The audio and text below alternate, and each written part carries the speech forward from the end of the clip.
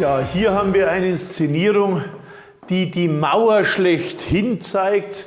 Die Mauer, die das römische Reich, die Zivilisation von den Barbaren scheidet. Die Limesmauer, aber die Mauer haben wir so gestaltet, als wäre es eine archetypische Mauer, die für all diese Mauern gilt, die Reiche gegen andere scheinbare Barbaren errichten, ob das nun das chinesische Großreich ist oder andere. Und wir sehen ja auch bei diesen ganzen Mauerdiskussionen der letzten Jahre, dass das durchaus immer noch aktuell ist. Immer noch versuchen sich Gruppen von anderen Menschen abzuschotten, obwohl uns schon Kant lehrt, dass die Erde als Kugel sozusagen niemand Einzelnen gehört. Wir haben das hier symbolisch gezeigt, der römische Limes, und hier auf dieser Seite ist der Eingang in eine Villa, und wir waren gerade in der Villa und haben in der Villa des Tacitus sozusagen die fantastischen germanischen Funde gesehen. Hier warten die Klienten auf den Herrn, und hier sind zahlreiche Graffiti an den Wänden, wie wir sie in Pompeji und so weiter als Vorbild genommen haben.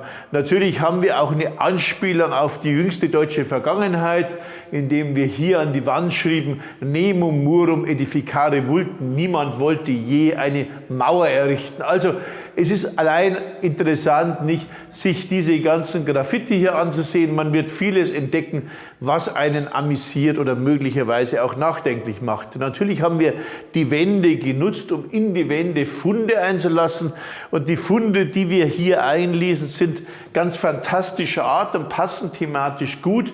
Natürlich gibt es immer Gewinner in diesen historischen Situationen, und die Gewinner waren in diesem Fall sozusagen Söldner, germanische Söldner, die sich mit ihren Untergebenen verdingt haben, auf römischer Seite zu kämpfen, also etwa germanische Edelleute, die dann 100 Mann mitbrachten und auf Seite der Römer kämpften. Und zwar im 3. Jahrhundert, als es Teile des Römischen Reiches gibt, die sich abspalten, das sogenannte Gallische Sonderreich, das Reich des Postumus zwischen 260 und 274 nach. Und da strömen Germanen dorthin, und sie kommen reich beschenkt zurück.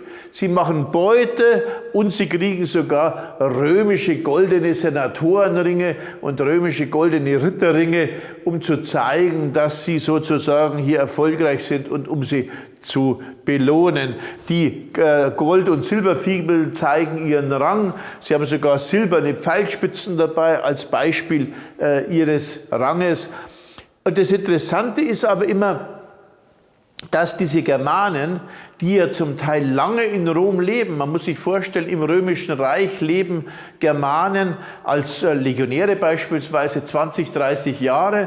Man muss sich vorstellen, dass die Prätorianergarde zeitweise aus Germanen besteht, als die Leute, die den Kaiser beschützen. Und diese, sage ich mal, Gastarbeiter, wenn zurückkommen, die werden dann hier bestattet, und die findet man hier in reicher Ausstattung, aber im Stil des Germanischen. Und das Interessante ist, dass die Germanen, und das ist für mich einer der interessantesten Punkte überhaupt, dass die Germanen, die in Rom dienen, die lesen können, die schreiben können, Arminius war römischer General, dass diese Leute niemals sozusagen im Germanischen die Schrift annehmen und im Germanischen die römischen Sitten wirklich vollständig annehmen. Nein, sie wehren sich gegen diese Zeichen der römischen Kultur, und sie leben, wenn sie nach Germanien zurückkommen, wieder im Stil eines germanischen Fürsten und nicht eines römischen, etwa Adligen oder Senators, nicht? Und sie sind natürlich in der Lage, in beiden Welten zu wechseln, wie Arminius das macht,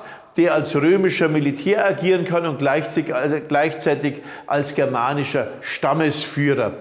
Und das zeigt, dass diese germanischen Stämme eine große Resilienz hatten gegen den Einfluss der Hochkultur, und dass sie sich nie sozusagen kaufen ließen wie andere.